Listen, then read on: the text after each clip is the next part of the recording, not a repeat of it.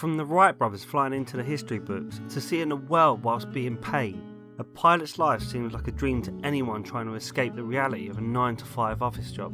But at the end of the day, it's still a job. Ladies and gentlemen, I'm your host Mitch, and today I'm looking at what it's actually like to be a commercial pilot.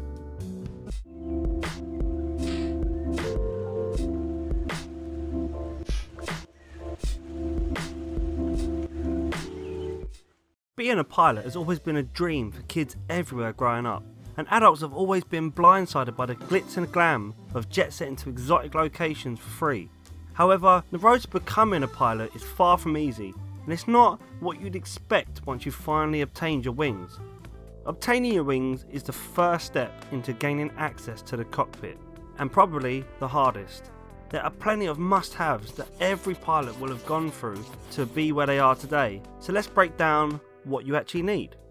The commercial sector is probably the strictest pilot license to obtain, as you have so many lives in your hands, so obviously the training is not easy or quick.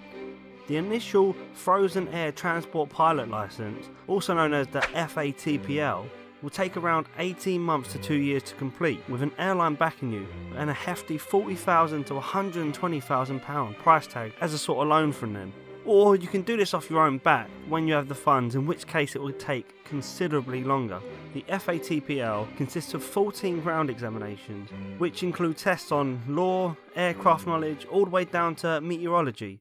You will also need a multi-engine license, commercial pilot's license, a multi-engine instrument rating, and a multi-crew cooperation course. In short, how to fly a number of different spec planes with co-pilots and with all the smarts of the plane's makeup, weather and navigation thrown into the mix. Now, if all of this didn't sound hard enough, some people never even get the chance to get to this point and never make it past the medical, as commercial pilots need to be in tip-top shape, and without a Class 1 medical certification you will be grounded from flying commercially forever. These tests will have to be taken every year up until you're 40, and then every 6 months up until you're 65, when your certificate automatically gets revoked. Also, certain conditions like diabetes and colour blindness will render you unfit to fly commercially. Once you have all of the above, you are now ready to fly a plane commercially as a fully fledged pilot. Well, not quite. You are now only a first class officer, which is basically a co-pilot. In order to unfreeze your license to become a captain, you still need a further 1,500 hours of flying, 500 of which will need to be taken as part of a multi-crew environment, in short, with other people in the cockpit with you. If everything goes smoothly, this could take another 1 to 2 years, so all in all the minimum training is around 4 to 5 years and a shed load of money. That's a big outlay, but the wages must be worth it. Well, it can be rewarding in the right circumstances, but wages can still fluctuate depending on the length of your flight, the pilot's experience, the airline the pilot works for, and the type of plane they fly. A first officer's wages can range from £20,000 a year up to £120,000 a year, and a captain's wages can range from around £70,000 a year up to £160,000 a year. Now, this is where it all gets a bit tricky for pilots, because they only actually get paid for the time they are flying. So realistically, it's from releasing the parking brake on departure and reapplying the brake on arrival. Some airlines may give you extras for stopovers, but this tends to be reserved for the bigger airlines and when there's been troubles along the way. So let's break down the work schedule to see how a pilot makes their money. Firstly, pilots are limited to 30 hours of flying a week with a mandatory 1 day off. 100 hours a month can be undertaken by the same pilot, and 1,000 hours maximum a year. Most commercial pilots will fly around 700 to 900 hours a year on average. So like I said earlier, a pilot only gets paid for the time in flight. So let's just say they have a 4-day trip and the pilot flies for 6 hours a day. Add about 2 or 3 hours of planning before and signing off after each leg of the flight, and another 2 to 3 hours of paperwork at the hotel. All in all, in a 24-hour period, a pilot will be on duty for 12 hours of the day. Over 4 days, there's 48 hours of duty, but the pilot is only getting paid for 24 hours of this.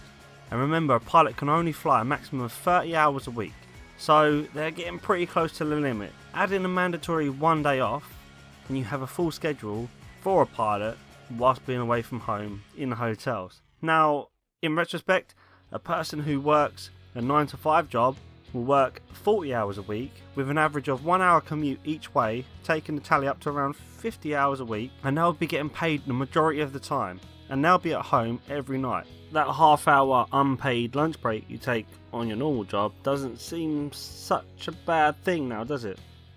But surely the pilot's perks make up for all these long days, and this is an area where pilots do actually get treated really well, almost like royalty within the airports.